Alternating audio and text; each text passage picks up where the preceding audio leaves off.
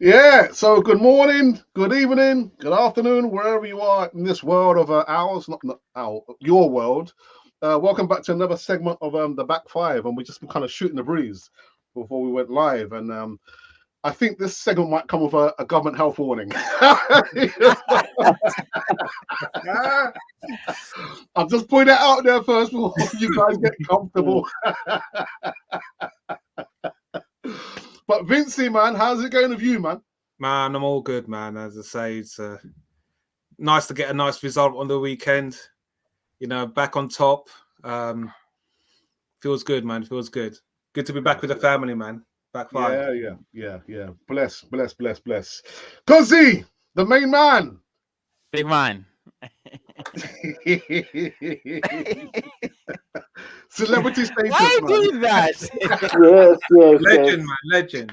Respect. Yeah, but I'm good. I'm good. I just I had a few things I was doing. So I didn't catch the Champions Draw live, and we'll talk about it. But when I came back home and I saw the opponents we have, I was like, that's a good week. That's a good week. Brighton, done, and then I get this UCL draw. Yeah, it's a good week. My life is sorted for now. Christmas has come early.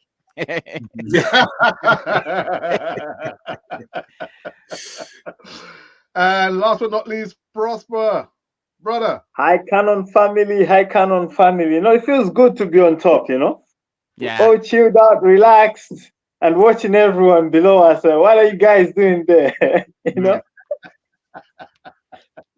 Well, guys, welcome back to the Backpipe podcast. The last one before the turn of the year. We are waiting for another celebrity. I've never been surrounded by so many celebrities in my life. We're waiting for one more person to arrive in the house of a Canon 4 TV. But we're gonna get the show running with what's the first segment? The first segment was actually about we're taking it back, the Aston Villa game. Yeah. And prior to the game, Aston Villa unbeaten in last 14 home games. They've beaten Chelsea, Brighton, West Ham, the Spuds, Man City.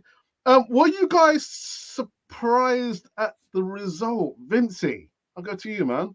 No, I wasn't surprised at the result. Villa are a tough team at home, but also just the way how, for me, tactically, the way how Emery set up his team to play against us.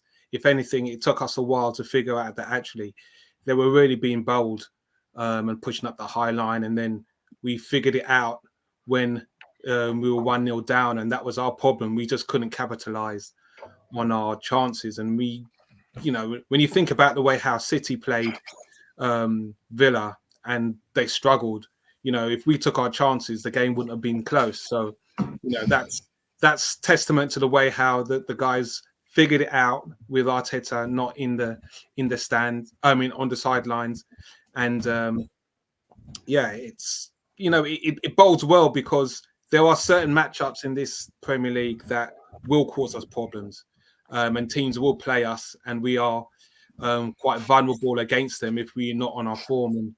And Villa, they've got a good goal to passage of play, and we just couldn't capitalize on our finishing. That's really where we let us down. Yeah.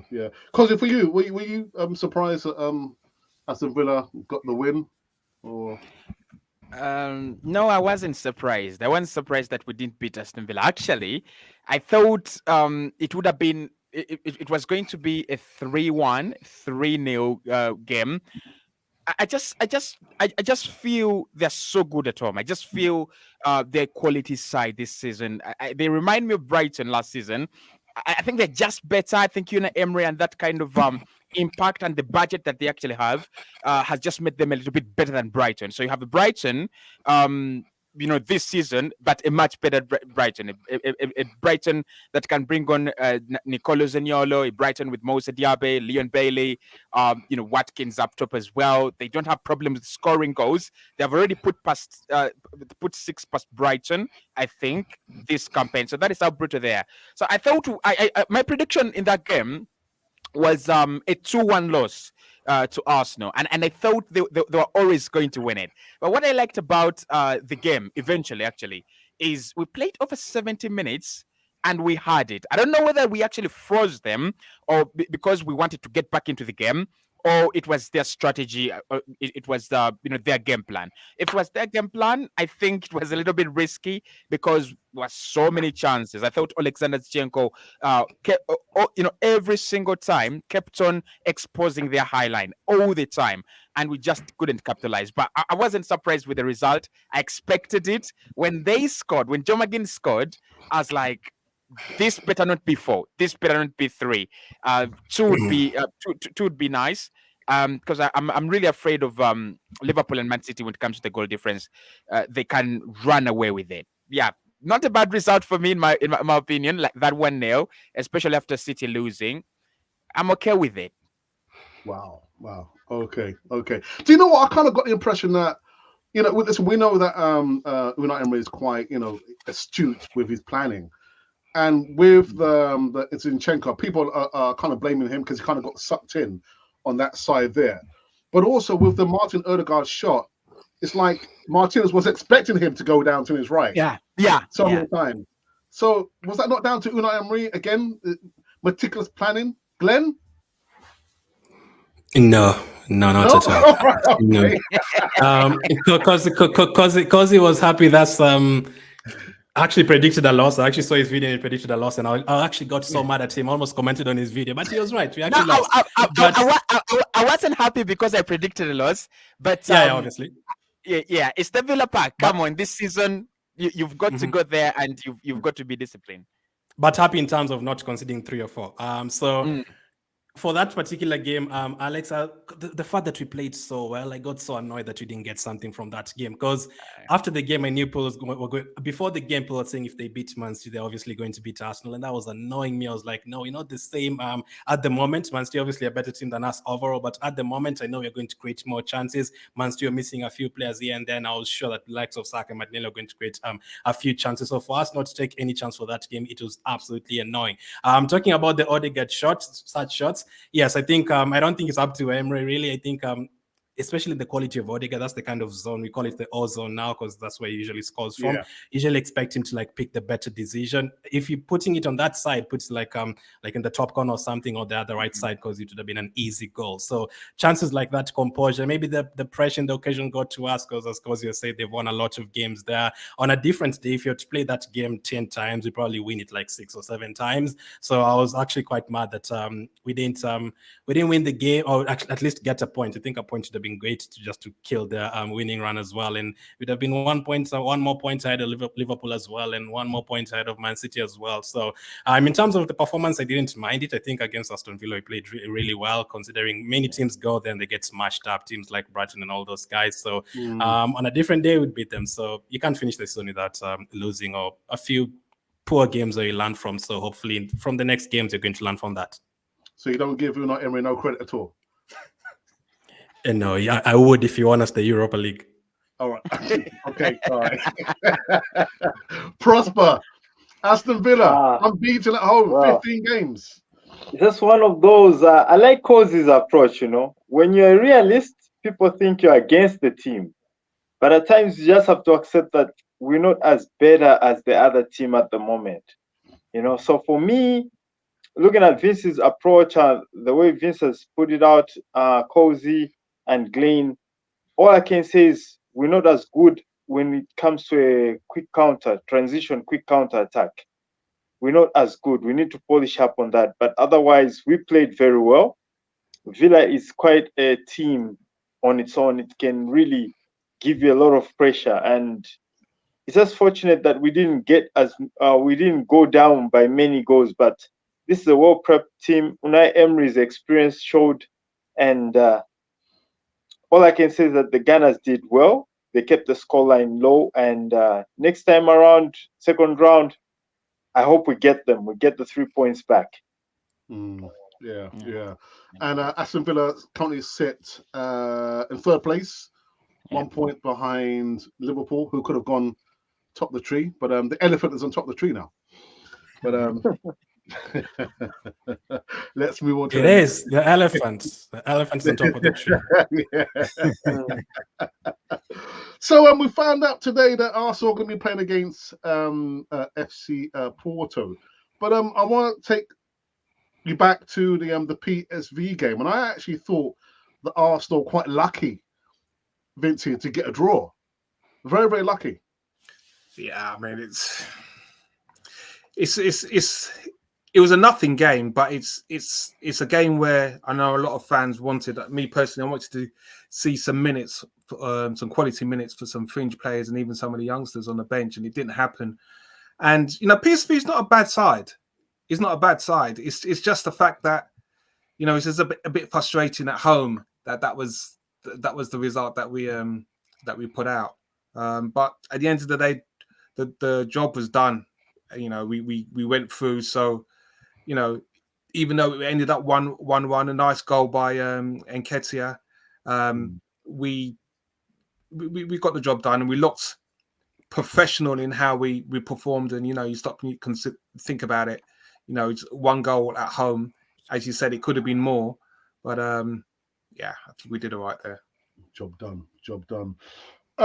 Prosper, what are you thinking about Eddie Nketiah? I had some comments that people still were saying that he's rubbish, he's championship level, but if it were not for his goal against PSV, we would have lost. But where are we going with Eddie Nketiah?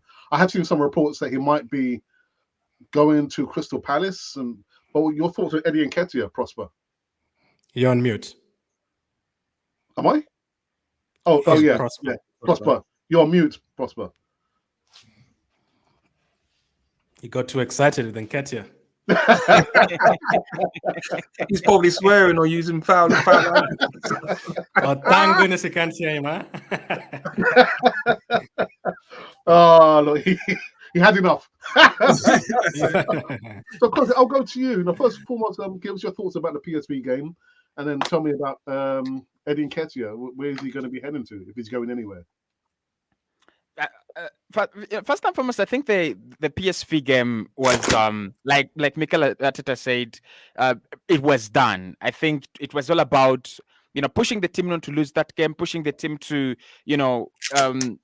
get a string of games together. You don't want to go 2 games without a win. You don't want to go 2 games with consecutive losses. And he's always said that. We are Arsenal this season. We cannot be losing 2 games in a row. We cannot be losing 3 games in a row. But again, what it showed me personally is Mikel Arteta would love to change his team. He would love to play a second team.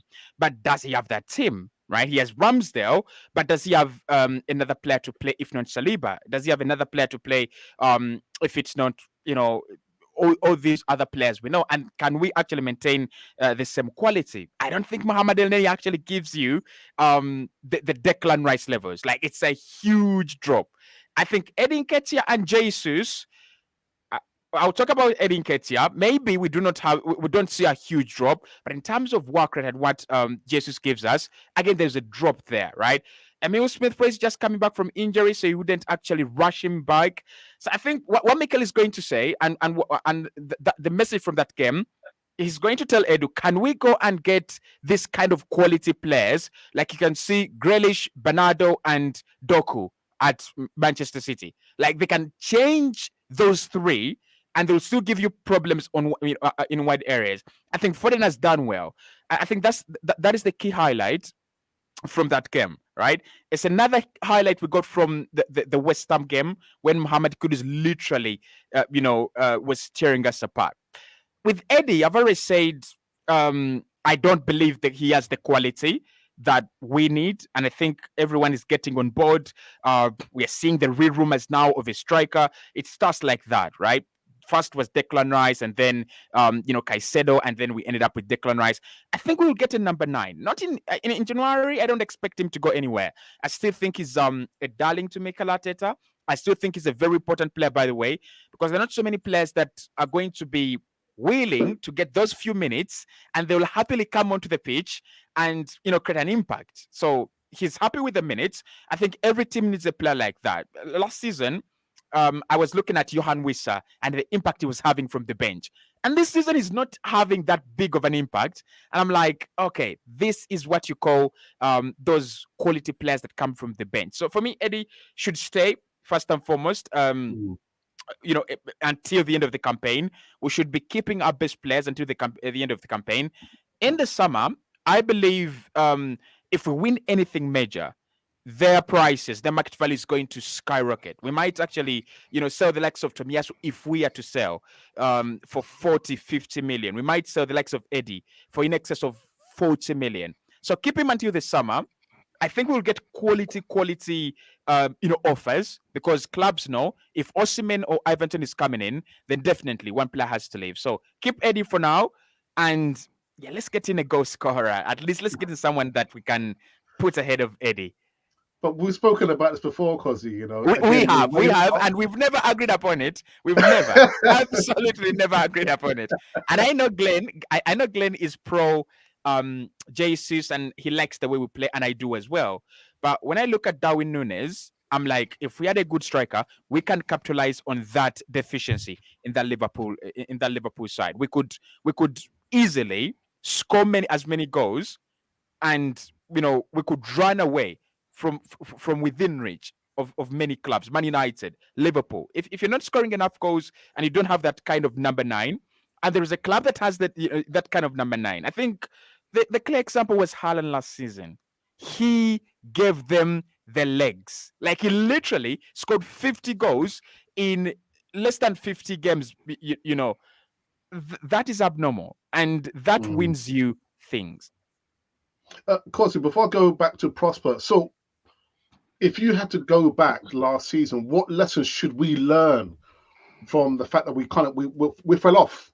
We kind of gave it away, didn't we, the Premier League? But what lesson do you think we could learn from last season? Is it the fact that we need to get that striker who can guarantee us 20 plus goals, or is it more about rotation or the squad depth? What lesson do you think we need to learn from last season?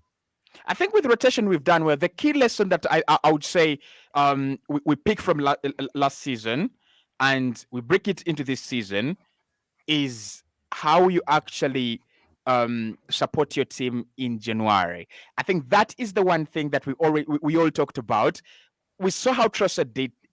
Was it around 10 or 11 assists when he came in, and his impact was immense. And we all said, if we had gotten a midfielder, probably, if we had gotten a defender, because we all say, Saliba, if he doesn't pick up that injury, we win the league. Partey, if he stays consistent, it doesn't drop off, we actually win the league. But you cannot keep on, wishing. So for me, we have a chance now. It's a similar opportunity. The last 2 seasons, January could have bailed us out. The previous season, we get a good player in midfield, because that was, I think, Partey, who picked up an injury, and we missed out completely on UCL. Last season is the title. This season is the same thing, right? If you lose Odegaard and Kai, with Fabio Vieira very, very inconsistent now, and you're not really sure if he's going to peak this season, can you actually get in someone? If you lose Declan Rice at the moment, can you bring in someone who can give you that kind of quality? So for me, that is it, right? That's it. Is it emotionally, and the age factor will come in. I think Mikel is working on that. We have seen him sign players that have been captains before at their sides, leaders. He's clearly trying to bring a mixture of that into the team, right? Kai has been in moments where he's won the UCL. That's very, very important, by the way. And we've already seen it. He's won us a game against Brentford, a game where it was more like a 0-0 and everyone deserved a point, or Brentford actually deserved more points because they had 2 balls clear of the line. So for me, how do you use January? How do you go about your business in January? I don't care if it's loan deals. Can you get the quality, and can you get it early, right? Especially now Partey and Elneny will be away for AFCON. I completely forgot about that. Prosper, before you went off, we were talking about Eddie Nketiah. Yeah. I usually choose to disagree with some. Cozzy has raised a lot of important points that I agree with. But again, on the part of Eddie Nketiah, I think there is a time when I'll pick a leaf from Ancelotti. Ancelotti has built his team around who is this English player? Bellingham. Jude Bellingham. You see?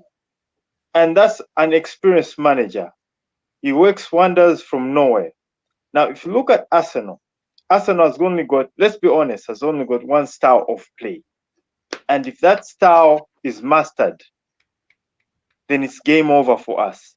Now, if you look at Edin Nketiah, he's a totally different player from Jesus. If you're going to play Edin Nketiah, you need ball retainers and midfielders like Silva, who we don't have. Who are going to split everything and just going to give Edin Nketiah a through pass to run with the defender and score. You see, Edin Nketiah hasn't got the technical ability to dribble 3-4 players, no, but he's got the pace, and probably now he's gaining his accuracy on goal. You see, if Edin Nketiah was given the same game time as HAVERTZ, when he just sprang out with the Emil Smith Rose that other season before all these guys came in, by this time there would have been big names. But Arteta is not adjusting his game. Now, I'll come to the point where I'll support Cozy. You know, you can't have the same striker. When I look at Edin Nketiah's qualities and Jesus is a more polished version of Edin Nketiah. Same stature, same structure. I mean, you can't have those two players and say you're going to win the league or you're going to win the Champions League. If your system is locked out, you need somebody who's told you throw in high balls. And we've got good crossers of the balls in terms of wing backs. They're very good at crossing the balls. But ever since they came to Arsenal, that quality is going away because we don't knock in the high balls for a big number 9 just to head in the ball. That's where we're lacking. So if we're going into the transfer period, and we said it last season, we're going to say it again, we need a different kind of stature of number 9 from Jesus and Edin Nketiah. You see? Yeah. And the midfield really needs another player, not a ball passer, but a player like Emil Smith Rowe who can split the defense. Like Jesus, like who's this one? Is it Silva for Man City? Someone with nimble feet, kind of lay type of player. You know, we can't just have one kind of player the whole. You know, we need to have 2-3 systems that work for us. The game is tight. We need to change it. Oh, just in one substitution, the game has changed. We're knocking in high balls. We're doing what we can do. Quick transition, counter attack.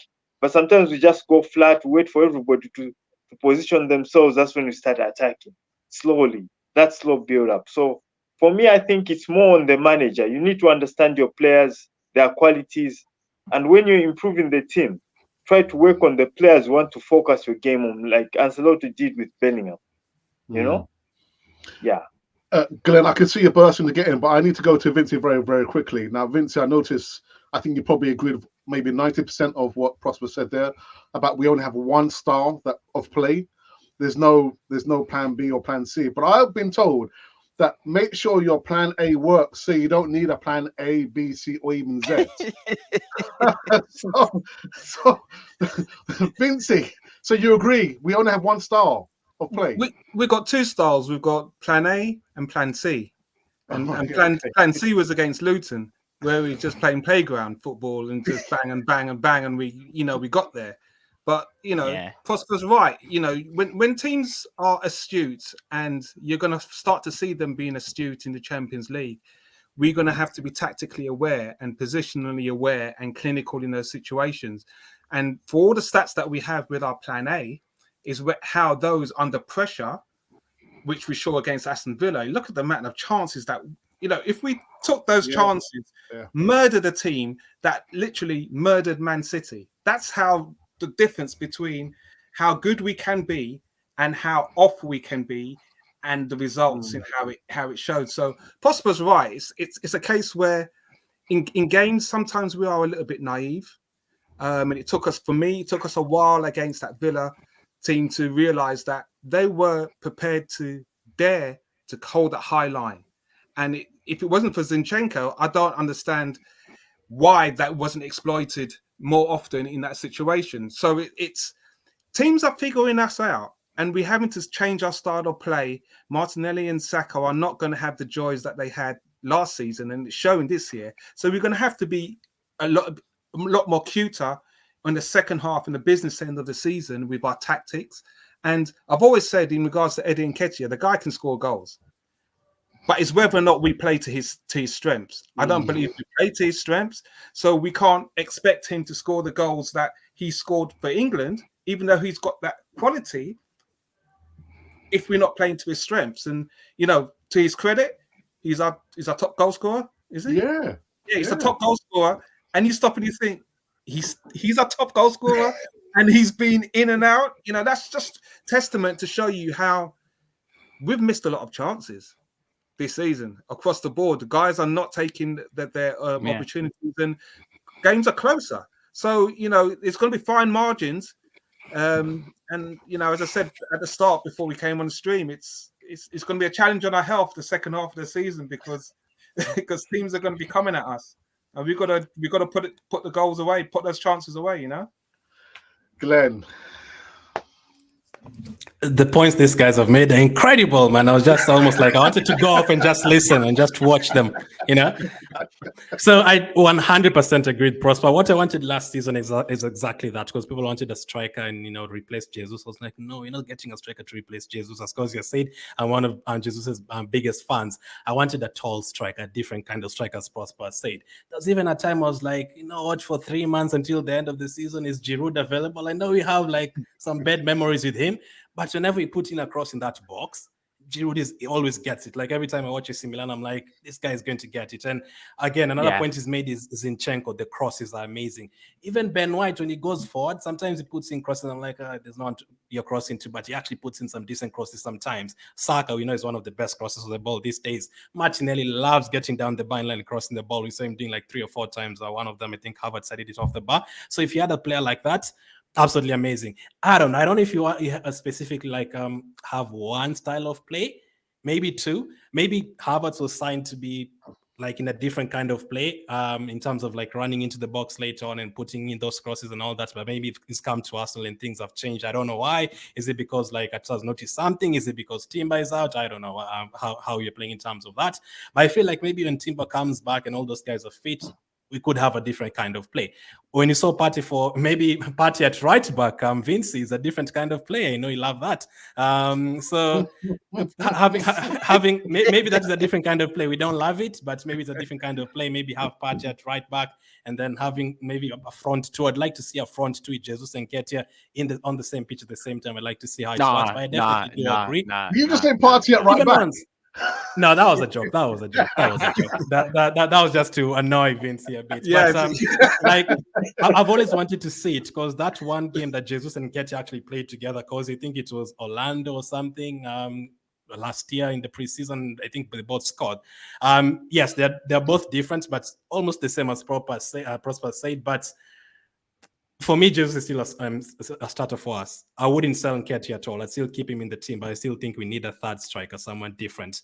At the end of the season, you can rethink it. But for now, I don't want us to sell anyone at all. I want Jesus. I want Nketiah. Then I want a third striker there as well. Nketiah is different in terms of running in behind and just loving staying in the box.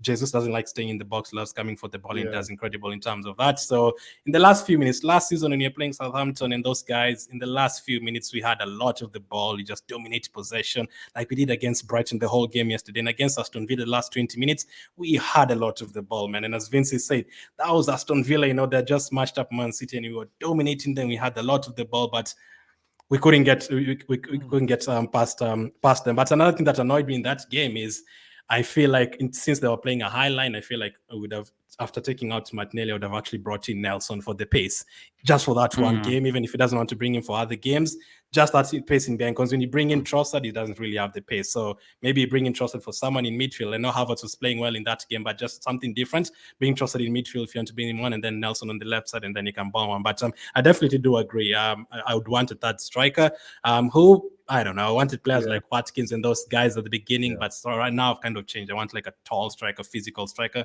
Maybe Tony's the guy.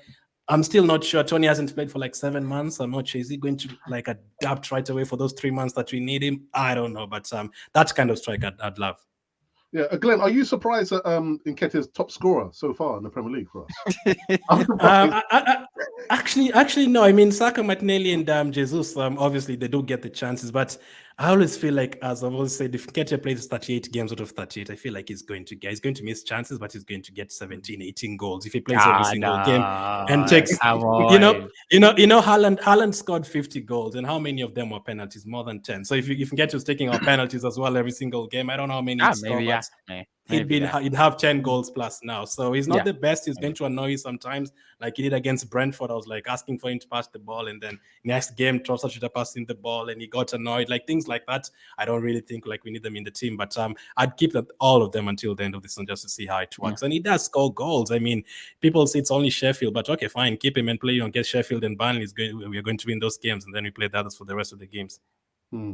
Okay, so we found out today that the last 16 draw, Arsenal are playing against FC Porto, and the fixtures are to be played in February, a long way away.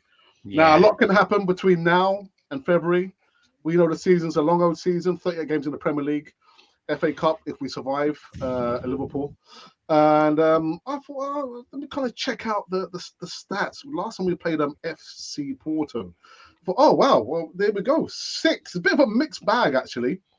As you can see, we've lost twice to them, 1 draw and 3 wins. And this is why I'm saying, when we go into Champions League, we need to have that plan B or plan C. But Kossi, your thoughts? You're happy to see that we got the draw against FC Porto? Yeah, I was happy to get FC Porto. I was very, very happy. They were not among the sides I wanted to avoid. They were among the sides I wanted us to draw. And why I think it's a good draw actually is I don't think it's a very easy draw. I don't think it's a draw where Arsenal put in nothing and walk away with it. And I hate those draws where it feels you're just going to go through. They're kind of tricky, and the other team becomes more of the champions, the dark horses, and all that stuff. I think with FC Porto, you put in the work, you go through, right? They concede goals, but they score goals as well. In the last game in the Champions League, they put 5 past Shakhtar Donetsk, and that what shows you is you disrespect them. You don't do your bit. They'll actually get a result. So why I'm happy with that one, they're not the side that Arsenal should be afraid of, but then they're not a side Arsenal should be sleeping on. So I'm going to see a quality game when we go to Portugal.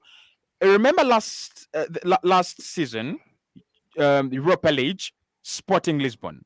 When we went to Portugal, we mixed up a little bit. We changed up a few things. I think Kivio got his first game, his first appearance, in that fixture. And what happened there literally taught us a lesson. We're like, okay, when they come at the Emirates Stadium, we've got to be better. We're gonna put out our best 11, and we should play our best football. And what happened? They came and they, kicked us out of the competition right at the Emirates Stadium. I think it's more of it's going to be more of a reputation, but this time Arsenal will be better. I think we'll be better. The Champions League, I don't expect Mikel to kind of drop standards and change his starting 11. We will go with the best 11 in Portugal. I think we'll get a result, maybe 1-1, maybe 2-1. And when they come at the Emirates Stadium, where we've actually, been good this season, unlike last campaign when, it was very, very shaky. I think our record has improved at home. I think we'll go through. So I'm happy. I wanted to avoid PSG because they want to prove a point. Yeah, they want to prove a point. They want to prove a point that they are not, perennial bottlers of the Champions League at any round. Yeah. And the moment I avoided them, I'm like, okay, yeah, okay. But Porto is a good draw, guys. Porto is a good draw. Good team. It can prepare you for the next fixture, by the way, because they have nothing to lose. They play with nothing to lose, right? They'll throw everything at you. They'll bring a lot of quality, and if you can deal with it, you could actually go and deal with maybe a Madrid, at the quarterfinals.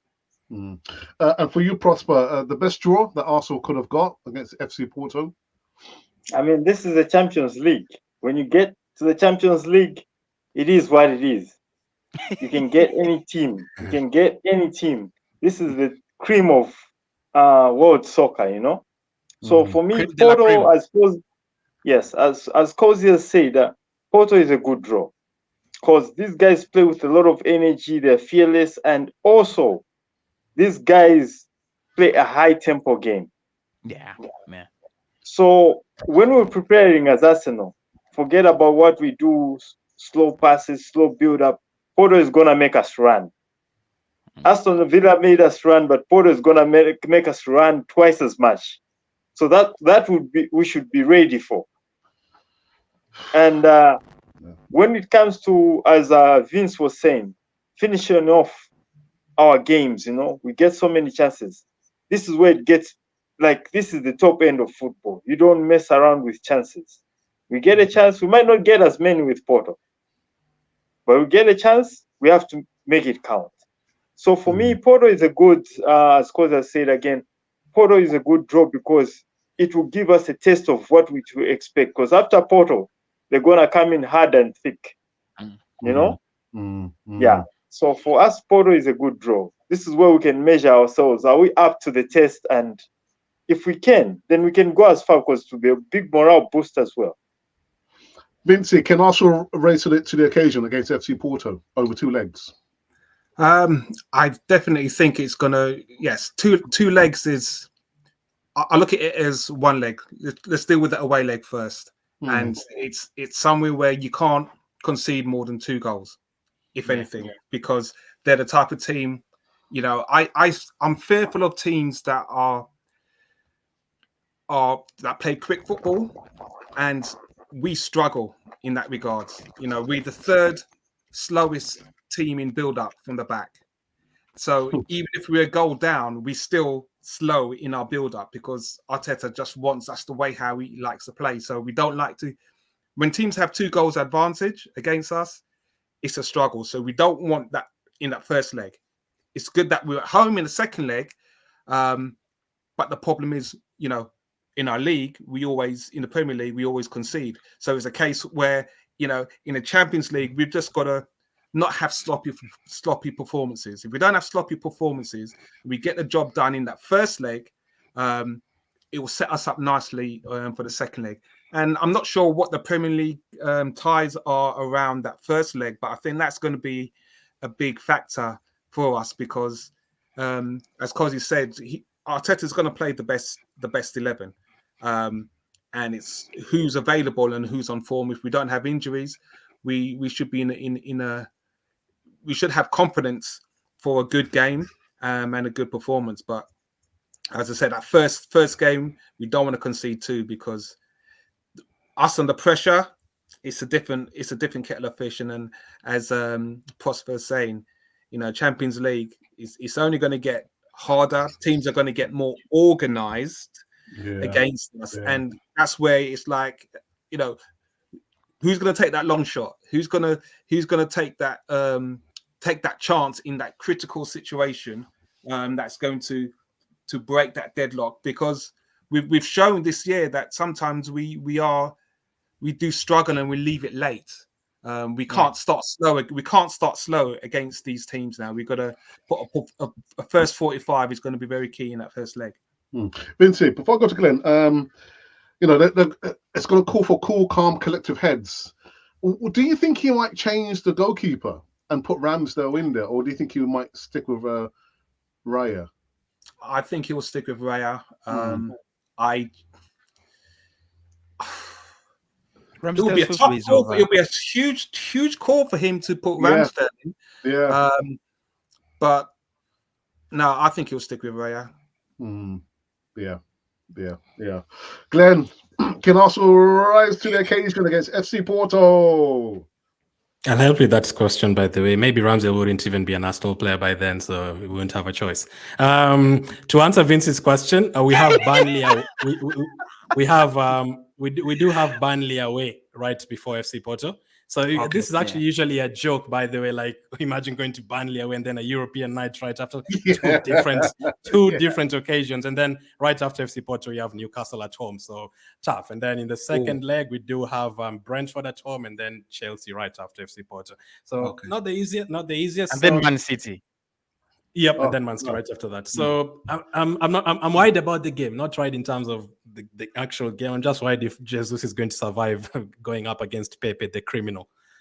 He's absolutely going to kill him in that game. But hopefully we can be able to handle such stuff. But Again, as Vince said, FC Porto, I remember when you played AC Milan back in 2011 and they had like a 4-goal lead in the first leg and we had to like try and turn it around at the Emirates. FC Porto are very capable of doing that to you. Like they can just start in your 3-0 down in the first 10 minutes and then it's over. But these days, you have a very different kind of team. It will be very interesting to see how they approach that game. FC Porto have some really good players. There's a player called Galeno, another one called Ivanilson or something, another one, Taremia as well. Yeah, There are some really good forward players. Maybe they will have bought more players by that time as well. So they're a very good team. But I'd be happy with a draw in that game. Go there. I don't know. I don't know if it's better to go toe-to-toe with them, get a 2-2, or just keep it tight and, get a 1-1 or 0-0, whichever. As long as we don't lose in that game, I'd be very confident at home. This is when we played against Sevilla, PSV, and Lons, and you haven't considered at home clean sheets in all three of those games. And I think we'll really need to depend on our home form as well in the Champions League. All those teams away from home, even Sevilla and Lons and PSV, I was worried. I did not want us to go to the last game against PSV hoping to win because I knew they were going to be turned up for it and they're scoring a bunch of goals. So in the Champions League, I don't think you can disrespect any team away from home. Even Copenhagen and those guys, they're going to turn up against you. So we have to go there, put up a performance. It would be better if you can go there and get a win 2-0 and they have everything to do, like all to do in the second leg, and then you're a bit more comfortable. Not overconfident, like you've already won the game, but okay, now they'll have to open up and you can get a couple of chances to open up. I don't think they'll defend against us. They'll obviously go for it, especially at their place. So those are the kind of games you need to take your chances. As Prosper said, in this kind of games, you have to take your chances and you don't want to miss too many chances in such kind of games. So for me, I'm happy with the draw, very, very happy. For the particular game, I think it's medium. Those the easier ties would have gotten Copenhagen and Leipzig because they'll play like toe-to-toe with you and you can be able to get a lot of chances. And then there are the harder ones. Because you said PSG, I was actually worried about Inter Milan because they don't concede too many goals. They have defenders there that you'll really struggle to score goals. So I'm happy this particular fixture. I think it's good. I think they're happy as well to face us for some reason. Glenn, before I go into the live chat, quick question for you. Does it make it more urgent, the fact we need to go into the transfer market in January and bump up the squad quality-wise, knowing full well FA Cup, Champions League, Premier League, we need to go into the market January and buy some players? We do. No? We have such a big chance of winning something, or maybe two, I don't know, just something this season. We have such a huge opportunity. I don't want to, as Kozi said earlier, another player I forgot to mention, I think we wanted Vlahovic 2 Januaries ago and we didn't get him. And it's cost us for top 4 as well after Partey got injured. And last season as well, Trossard changed our game completely. Yeah. So next time we don't want to reach April and you're looking at it like, oh my goodness, Timber is injured again. And we would have bought this particular defender, this particular midfielder. Let's not use that as an excuse this time. Let's not let that damage us this time around. Let's have at least 2 or 3 players in January and go into those final 5 months with Timber coming back, Tomiyasu coming back, hopefully Smith Rowe coming to full fitness. Hopefully Vieira will be there. This is Vieira's former team as well. Maybe throw him in the starting lineup for that one. Away from home, he knows all about that. Bench Odegaard, I don't know about that, but give him a bit of time in that fixture as well. So let's see. I'm confident in that game, and then after that, it's real business if we go through. There's some tough teams there. All right, Kosi, do you want to say anything before we go into the live chat? Or you're all good, bro? I'm good. One thing I'm just going to say is whatever happens,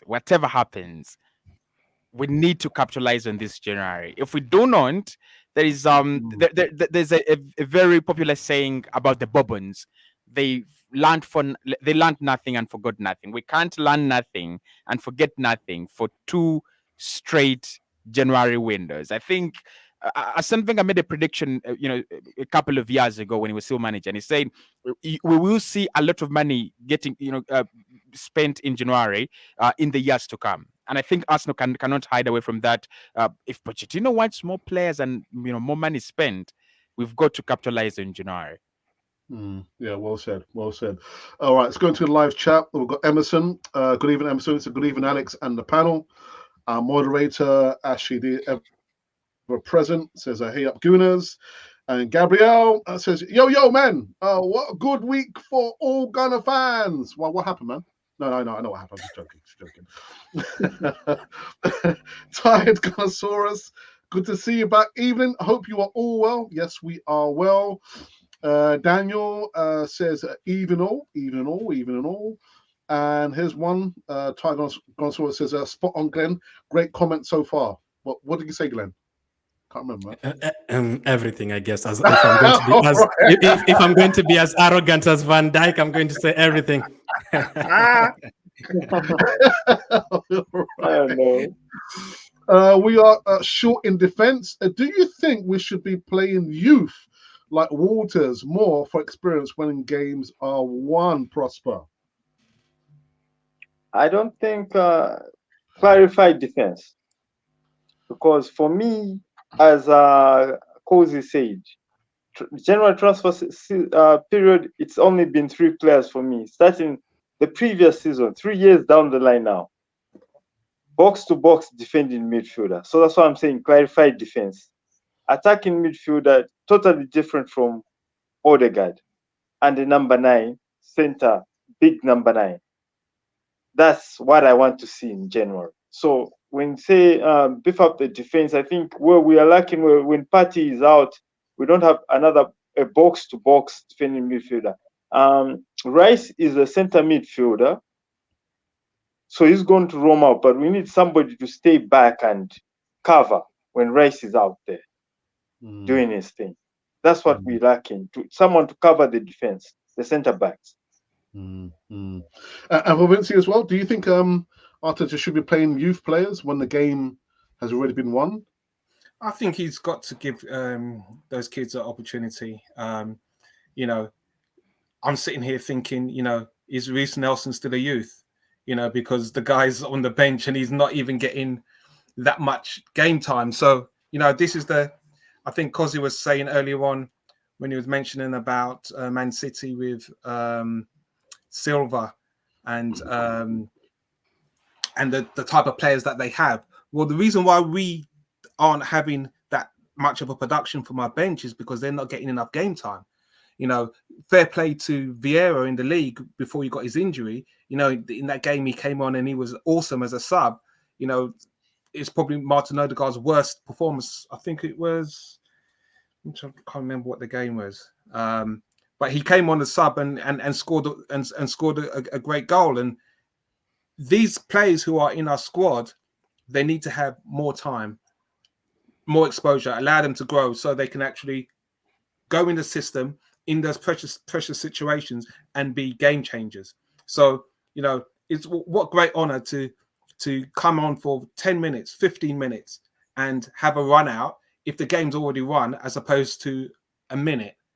And, you know, you're not really doing anything. Sometimes we want to see where the production of our next generation is coming through. And I remember when Alex Iwobi, he went out and I think one of his first games in the Champions League was against Barcelona, and he ended up being the best player on the pitch with all the senior players playing. And that's the level that if you believe in their ability and you give them the confidence, they can go out and perform, and that can do wonders for their development. Look at Saka, another guy who's Emery played him. You know, he's played in so many different positions, fullback, right, left. Look what we've got now. The guy's just brimming with confidence that he can play for club and country. Doesn't matter where he goes and plays. So I'm a firm believer that, you know, if you're good enough and you're young enough, all you need is the opportunity. And for you, Cozy, do you think we should be playing youth players a lot more than we are now? Yeah, absolutely. Look, it's I kind of feel for Arteta because the pressure is a lot, right? I think after winning our first trophy, probably our first major trophy, maybe Champions League, maybe Premier League, he can do that. Right now, there's a lot at stake, but I think we should do right. Last season, I think we've talked about it. We were winning games at you know, early stages, comfortable, right? You could, by 20 minutes, it's 3-0, halftime 3-0. It's different this season. You look at the games where we've been comfortable, and probably Sheffield, probably Bournemouth. In those games, you should be bringing on the young lads. You should be bringing on, you know, these younger players. Again, their assets. We've seen what Chelsea have done with them. We've seen what Manchester City have done with them, right? The amount of money they're getting and all those things, we know it matters. But I can't blame him very much we are really, winning games with very small margins. Like the Brighton game, you can't bring on anyone in that game. You can't bring on a youngster in that game. You just can't. And how many games have we won? Like Brentford, like Brighton, the Brentford game, the Manchester United game, the Manchester City game, Tottenham Hotspur point. So it's the same. I think if we can get to win games with a healthier margin earlier on, 60 minutes, 70 minutes, then we can start bringing on such players. But again, for me, defenders have got to be durable. I've always wanted Bastoni, young, but I look at him as a durable guy. I think he's going to become a screener something, in the future. Leo Ferdinand, something like some kind of defender like that. I want my defenders to be durable. I look at defenders the old way. I look at them like goalkeepers. These guys can go on and play football until you can't imagine. But anyway, yeah, young players should be given a chance, honestly. Okay, all right. Well, it's a bit of a surprise on last segment. So we 23rd, the next fixture is against Liverpool. And what a game, Liverpool versus Man United. Virgil van Dijk thought only one team was trying to win. Dear. Glenn, where's this one going to head to? Well, we know we need to win. We need to get the 3 points, don't we? I'm not sure about need. I think we want to get the 3 points. I don't think we need to must or anything. I think as long as we stay, there's a chance, obviously, if you win, you stay top of the table. If you draw, obviously Liverpool stay below you, but obviously there's a chance of Aston Villa going past us. So I do feel like there's a chance of winning the game. I don't think they'll miss as many chances as they did every single day. They'll obviously want to make it right. Nunes, Salah, and all those guys. I would have loved to have Tomiyasu in this game to deal with Salah like he did last season at home, but you don't have him, so you have to find a way. And this kind of games now, you have to take your chances. You're not going to get 30 chances against Liverpool like we did against Brighton. You have to the 6 shots on target or something maximum you're going to get. You have to try and take them like we did last season. We actually did it very well last season. The first 25 minutes we were 2 goals up there, but I'm very happy, man. Like this, we are going to Anfield and Alex is saying we need to win. Over the years we'd go to Anfield and I'd look at Mane, Salah, Firmino. I'm like, we have no chance here. We haven't won there since 2012. So it shows the kind of work that it has done in the rest of the team as well, that we can actually go there like wanting to win. Some Liverpool fans are a bit wide now that they drew yesterday. They're a bit wide. So I actually want players like Havertz to start. So during the start of the season, many people did not want Havertz to start. Now I'm like, Havertz has to start. Zinchenko, we don't really have anyone else as well. But I feel like he can help us going forward. It really has to be solid defensively against Salah, because last season, obviously, we'd have won that game if Zinchenko didn't make an error. We need Ben White at the top of his game against Diaz. I'm not worried about Saliba, Gabriel, and Rice. But that factor, Rice this season, I think Saliba didn't even play last season as well. I think it was holding. I think he was already injured, Saliba. So having Saliba and Rice in both of them in this game that you didn't have last season, I think it's a huge difference, man. And I am confident. I'm actually predicting a win. Alex, I would be happy with the draw. I wouldn't mind a draw, because if you had gotten a draw against Aston Villa and a draw here, I wouldn't mind it, as long as you don't lose those away games. Beat them at your place, but away from home, as long as you don't lose, I think it's completely fine. And after that, you have a decent run: West Ham, Fulham, good teams, but we've beaten them before, especially last season. So let's see how it goes. But I am confident in this game, man. Yeah. But you know why I say we must win, Glenn? Because remember last season we had that gap, and we need to extend the gap over the current champions, Man City. But Cosy, must win, Liverpool. No? I wouldn't say must win as well. No? I wouldn't say must win, but I wouldn't say must win. But listen, I don't think Liverpool win that fixture. I just don't see them win that fixture. I don't think ever since their improvement, they have improved too much better. I don't think they've become too much better to come and say now guaranteed 3 points. And on the other side, Arsenal, we've become better, and I think we're actually growing into the season. Something I like. I like it when you start on the low and we are going up. Now, the key for me, the key thing in this game is going to be efficiency. It's all about that. Mikel has always talked about the 2 boxes. This is the game when it matters the most. Van Dijk didn't say an opinion; it was a fact. There was only one team that was trying to win that game, and it was Liverpool. you look at the corners, you look at the shots out of the box, shots inside the box, whatever they did, they were the only team trying to do it. I thought maybe Garnacho should have had a goal in that game. Trent, very rare to see Trent tackling someone last minute. He did that, but it's going to be about efficiency. Can Arsenal be efficient in our own penalty area? Can we be efficient in their own penalty area? Right? If you create the same chances as we created against Brighton, and we only try to take 2, we will not win that game. Easy. I think we're going against the world's best goalkeeper. We're going against some of the best defenders in the league, right? And we are also going to go against a team that, for me, has an attack that can punish Arsenal's every single mistake, right? So it's going to be about efficiency. If the strategy is to keep the ball, can we keep it well? If the strategy is to defend well, can we defend well? If the strategy is to attack them, take the game to them, create chances and score goals, can we efficiently do that? I think this season there's enough proof that Arsenal can do that, right? There's enough proof that we can do that. Man City can tell you the story and how they ended up without a point. But I think it's a game that's going to gauge where we are. And like Glenn says, we win it, we're on top of the league. We don't win it, potentially Aston Villa win, they're on top. They're not going to be there for long. So I don't think we should invite unnecessary pressure. Go in that game, do what you have to do it well, and may the best team win. Prosper, Liverpool, Anfield. Well, Liverpool has never been afraid to me. Not as we haven't won as many games, but for some strange reason, Arsenal has performed at times at Liverpool, and starting from the Henry generation, just baffles me how we go there sometimes and just perform that well. And I was watching the Man U. Under Jurgen Klopp, how many times have we lost? Humiliatingly? Under Jurgen Klopp, we're coming there. Under Jurgen Klopp, we lose games not because we've been outplayed, but because we make silly mistakes against Liverpool. Yeah, that's also true. Yeah.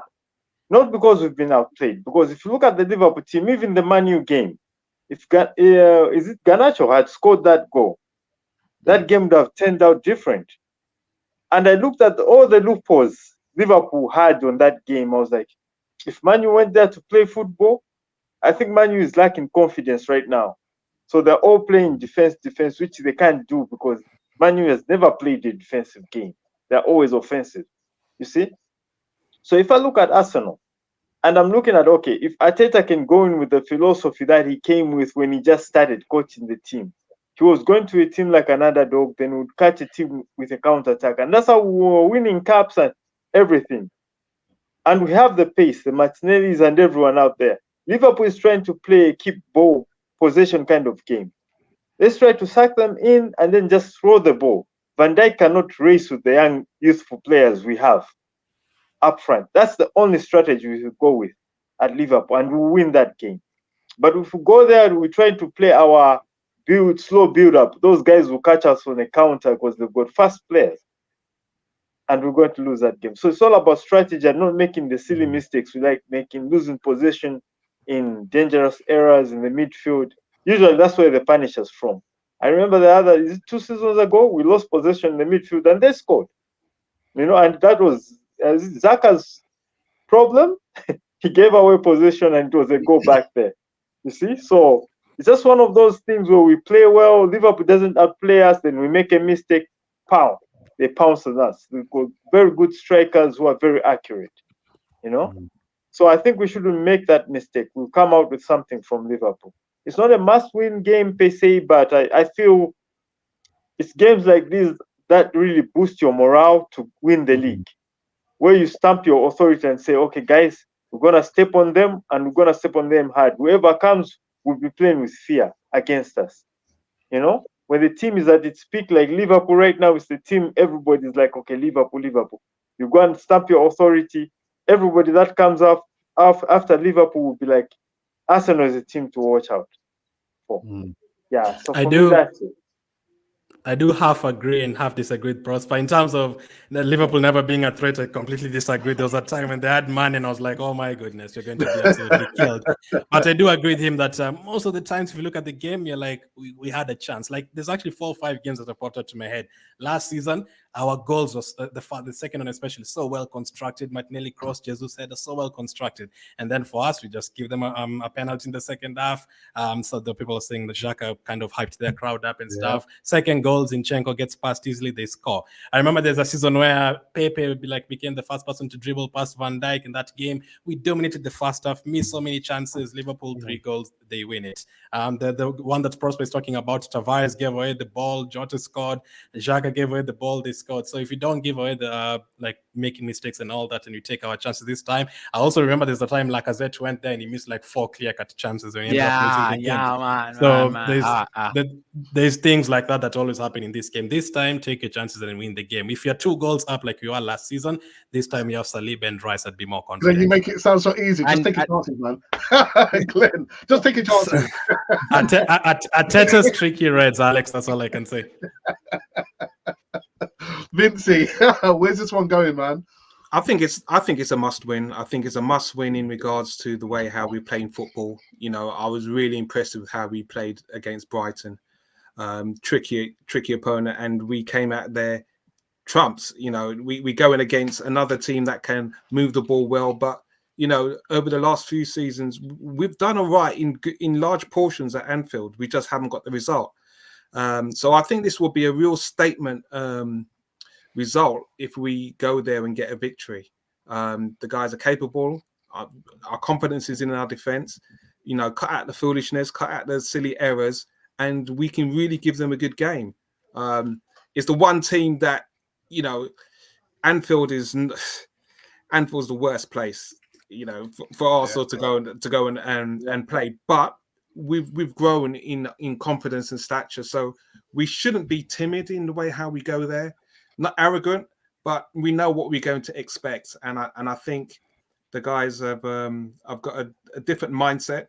I'm starting to see from a defensive side of things that, you know what, even if it's 1 goal, they'll still throw it out there. They're not hiding. So I've got a lot more confidence in this game, and what a victory it would be if we can pull 3 points, especially with the goal difference situation is, and as you said, start to build that gap against Man City, because it's going to get tighter. Injuries and form will dip, and I'll just be so chuffed for Arteta to get a victory at Anfield, man. It's that's the one I want. Just to add to Vince's point, Alex, sorry. Liverpool, as you said, is a very hard place. At the time we went there and scored 5 goals in the Carling Cup and he didn't win. And like, they're a very good team. But in terms of like, if you win this game, that would be a major statement, as you said, for Arteta. 1. 2, remember, we are playing Liverpool very close again, January and February. If you win this game at their place, they'll be very worried about coming to your place in the FA Cup and also in the league. And they'll be the ones under pressure because they'll be behind us. Last point, when Man City won the league like by 1 point ahead of Liverpool, the next season, I think Liverpool won like something crazy, like 20 games in a row. And they were gone by February. Before COVID hit, Liverpool were gone like 20-something points ahead. So maybe, as you said, Alex, maybe you need to do that as well. And if you win this game, you're 8 points ahead of Man City. You're, is it 4 ahead of Liverpool? And then you have good fixtures coming up. And then you have a home game against them, not too far ahead. If you can get to February and you have that 7-8 point gap that you had last season, I'd be more confident. If we do the business, as Kosi said, in January, and we have Rice and Saliba and Timber back as well, I think I'd be more confident. This last season, it was new for all of us, even fans. It was kind of new. We haven't experienced it for 20 years. So this year, I think we've now learned from last season, even how to handle emotions as fans. We know how to do it better from last season. Yeah, I'm still on medication, man. Anyway, medication. PTSD is real in football. It's real.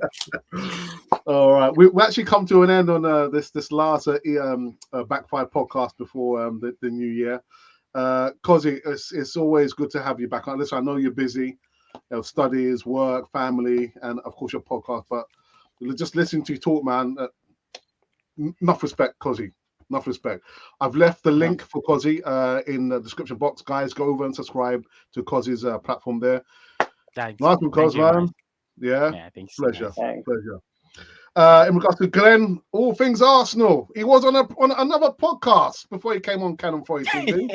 Ah, No, Celebrity no, status, man. no. I'd never leave back 5 podcasts to go to another podcast. It's just a 10-minute show, Alex. Traitor. Glenn, come on. it was the Premier League show. I had to go and make our points like in terms of how confident we are, because they've been disrespecting Arsenal. So you have to put it out in the world, like how confident. Yeah, get in. This Big up to you, Liverpool Glenn. So Big up always to you, great Glenn, to man. be. Absolutely, man. I'm always great to be on the show again, because as always, first time working with Prosper, always great. Alex as well, and Vincey. For Vincey's sake, I really hope to see Partey at right back this weekend. Up against Luis Diaz, what can go wrong? I tell you, if Partey's playing right back, I'm gonna go wash the dishes. I'm washing the dishes, man. That's it. Oh no. Oh dear. Prosper. Well, guys, it's been a great show. I mean, I think we left out one point, Kai Havertz. You know, I'm one of those anti-Kai Havertz, but I really have to congratulate him for picking up his game. I mean, honestly speaking, he cost us a lot of money. Yes, he's just began picking up his form and, you know, making his money count, but it's a good thing for me. You know, when you get a player and we challenge him, he has to rise up to the occasion. So for me, I mean, I'm grateful that Kai Havertz is giving back to the team. We trusted him and he's trusting us back. So it's good. It's good for not enough boys. money. We send more money to Chelsea immediately. Yeah. You want to say something, Cozy? Yeah, my respect to me, guys, because I said he would outscore Xhaka. Remember that? I said I remember that. he would outscore Xhaka. Right? On the very first podcast we did, you know, before the beginning of the campaign. And look, Xhaka had 7 last season. He has 4. I think he will outscore him plus. And I think he's going to become a much better player because there's so many things that I'm looking at him and I'm comparing to his earlier version, and he's not yet doing them. The runs are coming, but that ability to carry the ball forward, he has that ability. He's got the ability to just run the game as Florian Wirtz is doing for Leverkusen right now. He's not even doing that. He's still very, very safely playing it, gets it, he finds an easy pass. When he starts running the game, when he starts, I don't know if he'll ever get a chance to play whole 90 minutes as a number 10, but we've seen him in that 10 role, and he's something else. So I expected him to come around, but I was beginning to become nervous. I won't lie to you. I was beginning to become nervous. I wonder why. I mean, did Alex forget about Havertz, or did he purposely leave it on? Is Alex a hater? Is Alex a Havertz hater? No, Alex is not Havertz hater. I watched Alex yesterday, and Alex did say that if a player plays well, he always says it, and it is true. It is true. So I'm happy that he plays well. Go ahead, Alex. But why? I don't understand why the 360. What's happened to Kai Havertz? I mean, there is a saying that confidence always wins. But what is about Kai? That is just he's like a new player. Well, he is a new player. But what? I don't think nothing. I don't think anything really changed. I just feel like people needed to be just a little bit patient. I didn't expect him to hit the ground running 1 month into his Arsenal career. He's coming for a very poisonous Chelsea team the last couple of years. The kind of football that we play and the kind of football Chelsea play totally different. You had to adapt. Obviously, coming into a team where Saka and Martinelli are constantly running and all that, you had to really adapt. And obviously, the first couple of games, like Man United, he did give away the ball. He missed a chance in front of goal. I was still not very wide at that point. Even recently, because I said he was wide, I was not really wide because I was seeing a few things here and there. And now the talk has gone from Havertz will not work at Arsenal to Havertz has only scored 4 goals anyway. It's always going to change. There's always going to be something about Havertz. So I'm sure it's going to work. We're actually asking for him to start against Liverpool. That's how far he's coming. Yeah, I know. Yeah, but I've got a bit of reservations on Havertz. I have to be honest. I have to be honest. I mean, I look at him. He doesn't fit in with the Arsenal style of play. That's where the problem is. You know, yes, he might not be the star we're expecting him to be, but at least he'll be better than what he was in the first half of the season, in the second half. You know, but if we're expecting Havertz to rise to that star level kind of player at Arsenal, I don't think it will happen. The same thing we were saying about Edin Ketia, you know, the change in Havertz kind of form has been mostly because of Arteta, not his ability. Because Arteta wants to prove a point, so he's changing his game towards Havertz. I You don't know, think I disagree and I with that. wish he did that for other players as well. But as it is right now, it's because of Arteta. But sooner or later, it might just go dry again for Havertz. And I mean, I won't be surprised. I won't be surprised. Vincey, want to say Yeah, something, Vincey? Yeah. Vincey, Okay. go, Vincey. I'll let Cousin respond to. Okay. yeah, Go. Yeah. Okay. I understand where I understand where your phobia is coming from, right? I understand why you would say, Kai is not that good and it's down to the manager. But I want you to look at his movement as a player. I want you to look at his intelligence. I want you to look at the areas he's getting himself into. There's so many things that, Edin Ketia could have picked up on already, or Gabriel Jesus could have picked up on already. And there are things that are built into a player's game. Look, we have seen him at Chelsea. Chelsea have not been good during the time he's been there. And we have seen how important he was. We have seen him adapt to a number 9 role that was not his role, right? And many people actually thought when he had come in as our Dusan Vlahovic, Skamaka, that kind of player. Until the Athletic said he's actually coming in to play as a left 8, not as a striker. So for me, it's his ability. You've got to give him that. If you don't want to agree that he's becoming better, that's okay. If you don't want to agree that he's a good player, naturally, that's okay. But the initiative and what he's done, it is actually because he's a good player. It's because he's a good player, and those signs were always there. Yes, he missed the chance against Manchester United, but his anticipation of that ball, his anticipation of where the ball is going to be, the off-ball runs he's making, and us to find players are not finding him. Well, we never even talk about that. We never talk about the amount of times that he's in space and Edin Ketia whistles it wide, and probably Odegaard takes a shot, and probably Gabriel Jesus turns around and turns around and turns around, and that run dies. So I think it's collective. The manager's done well. He's done it with a player like Granit Xhaka, but you must have those abilities, right? You must have those abilities to to perform. Mikel Arteta loved Bellerin a lot, like really a lot, and he gave him every single time, every single grain of minutes you could give to a player, and it didn't work out. So for me, if Kaya's actually done it, if he's getting better, we've got to agree. We've got to give him the credit. He's one of the players that have put fingers in their ears, and they've decided to focus and put in the hard work, like Maguire.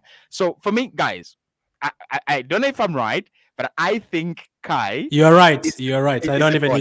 You're right. You're right. I think he's a baller. I think he's I think, naturally talented. Yeah, I think where you're not getting me is he's playing number 8. So mostly he's supposed to break the defense, dribble in, and provide the ball. That's where I want not really actually. Not really. That's why I want him to improve his game, because if you look at Arsenal's problem right now, and that's why Edin Ketia can't score many goals, because there are very few people who can create those balls for him. So if he's coming to Arsenal on number 8, if he was coming to Arsenal as number 9, yes, I wouldn't argue with that, because he's just there to knock the balls in and to finish. But his ability to hold the ball, pass the ball, he has to improve on that game, because that's where it's very critical for Havertz. I think possible. One of Havertz's strengths is in that midfield, and his touch and ball movement is quite exceptional for his height. And I think it's really this season it's really panned out very well in regards to the way how Arteta wants to keep hold of the ball and allow us to move in increments up and down the field. And one thing I did notice, I said he can score 10 goals this season, and a lot of people are saying that's a lot of pressure. But seriously, if you think about the chances that Havertz will have, he should score 10 goals this season. And one thing that the likes of Martinelli and Saka weren't doing, they weren't intelligent enough to look out for some of his movement and his runs, which was frustrating in the first part of the season when everyone was on Havertz's back. What you've not started to see, that credit to Odegaard when lifting his confidence, allowing him to take that penalty and getting that monkey off his back.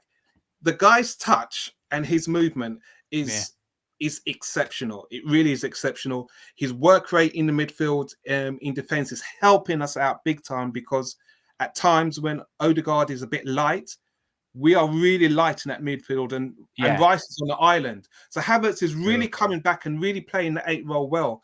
But the Martinelli and the Sakas, their ball movement in getting the ball to Havertz has had to improve. And now you're starting to see Havertz, when he gets in movement, he's getting the ball, and he's improving with confidence. So I'm confident that in the Champions League, I've always said that's where we should see Havertz play better. I'll say the same thing. I agree.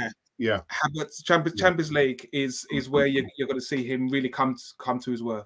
I'm so happy to get two different. And one thing I think Prosper, you should look out for is the role of Declan Rice and the impact it has on that left number 8, because Rice is now more of a ball carrier and a dribbler, and much of his work he actually does it in that part of the pitch. So Kai Havertz has got to go as advanced as into the penalty area. So don't expect him to be lingering around that number 8 position, because the 6 we have is more like a ball carrier. It's not Thomas Partey. He won't kind of sprinkle the passes. He loves to carry it a bit, a little bit. You saw it against Brighton. He skips past Gross and then just carries it into the penalty area, but he doesn't find a nice pass to pass to someone. So I think the role on that left-hand side, like we did last campaign, is to score goals. We really have to score as many goals as we can on the left-hand side. Why? You look at our creativity. Where is it coming from? Odegaard and Saka. Saka is the top assister in the team on the right-hand side, and Odegaard as well. The guy you expect to assist is on the right-hand side. So the left-hand side has always been our goal-scoring side. And the chances, again, the players on the left are getting, Kai, again, should have like 8 goals without a penalty this campaign, like 8 goals from clear-cut chances. So if you want to see the striker in him, you're actually going to see it, because it's going to be crawling slowly and investigating those spaces into the penalty area, because Declan is going to be pushing him farther away from that position. Declan is an engine. He's going to wipe away everything Arsenal in that left 8. Cosy, very quickly, do you think this is as good as it's going to get for Kai Havertz? I mean, he's scoring goals now, assists. Is this as good as it's going to get for Kai Havertz? And I think Prosper said, he's going to have a dry patch. How are we going to respond as a fan base when he has his dry patch? Listen, I think that's a very good question, because like I said, his game is not fully redeveloped at the moment, right? There's so many things that we know he can do. There's so many things that we have seen just a little, glimpses, right? There's so many other things that he has not even tried at all. The one thing is what Odegaard does. When he can, when Odegaard is not playing very well or creating or assisting like he was doing in the Brighton game, but he was impacting, pressing as hard, running as hard, shouting. I think there's so many things that we will see. I think it's gonna get better. I think this is just the beginning. He's going to get better. But again, modern football kind of limits players. I don't think we're going to see Florian Wirtz or Eden Hazard style, right? Modern football limits players. You've got a role to perform, and you can't overperform it. It's as simple as that, right? So if his role is going to be scoring goals, and that is what Mikel wants, I think he's going to become more efficient in that aspect of his game, and probably he will leave other aspects. But when he doesn't score, when he doesn't assist, that is when the other aspects of his game are going to come in, right? Now I don't know. Like I said, he's played as a 10 for Leverkusen, and he's been sprinkling passes. He's played as an 8 for Leverkusen, like traditional 8, and he's been sprinkling passes, and you can see his impact. You can see that his heat map, and you're like, yeah. But at Arsenal, I don't know if he's going to get that liberty. I don't think actually he's going to get the liberty, because our roles are very, very specified. There are very few players that have that extra liberty. Zinchenko has it, Rice has it, Odegaard at times has it, but not every other player. Some players have it, some players don't. Okay. Vincent, did you want to say something before we wrap up the Back Five podcast? No, I'm all good, man. That's it's a good debate there. Good shout out Prospect for shouting out Havertz, because he's been doing well for Player of the Month, man. Legend. Yeah. Like I said, we've got to give credit where credit's due. You know what I mean? So it's good to hear that Glenn was listening to my words of wisdom yesterday, Glenn. Thank you, Glenn. My internet decides to go out, and I'm trying to praise Havertz, right? But these guys have said everything, man. I absolutely agree with all of them. And also just to support Prosper just a little bit, they obviously still need to see more and everything. So if we see more, I think we're going to be absolutely there. But he's right. So at the beginning, he didn't really adapt right away, but I think he's going to do it. Just needed to give him time, and by next year, I think we're really going to see the best of him. So hopefully he can keep on prospering. It's so good to hear like two different people talking so nicely about Havertz. It's rare, because you'll always find many people are still not happy with him, even if he scores or whatever. So I'll keep listening to you, Alex, and your words of wisdom. Oh, thank you, man. Thank you. Glenn, very quickly, guys. Go on, Kossi. It's 59 minutes. Sporting is leading FC Porto by a goal to nil, and Pepe has a red card. So probably that's. So I go ahead and protect Jesus before he play that match, huh? I told you that guy is a criminal. He's a criminal. That is a sign of what's to come. People. And that is why you need players like Havertz. I think Havertz is the man. I don't have boys anymore in the team. But how is Pepe still playing football until this time? Don't worry, we'll make him retire in March. All right, we have literally come to an end on this last Back Five podcast. It's good to see Prosper being on this segment here. Vincey, always a pleasure, man. Always a pleasure. Thank you for always there, man. Yeah, good family, man. And that's it. The next time you will see me, those of you who are still watching this fantastic last segment on Back Five, will be Friday for the Easy Talk. And as Glenn says, a bit strange, because it's not easy coming on the Easy Talk. It's the contrary. It's the opposite. But anyhow, people, thank you for your support. Until then, this has been the Back Five podcast on Canon Freud TV, featuring Kozzy, Vincey, Prosper, and Glenn, supporter of Canon Freud TV. All right, guys, have a great evening. Until then, this has been Canon Freud TV. Are we gonna do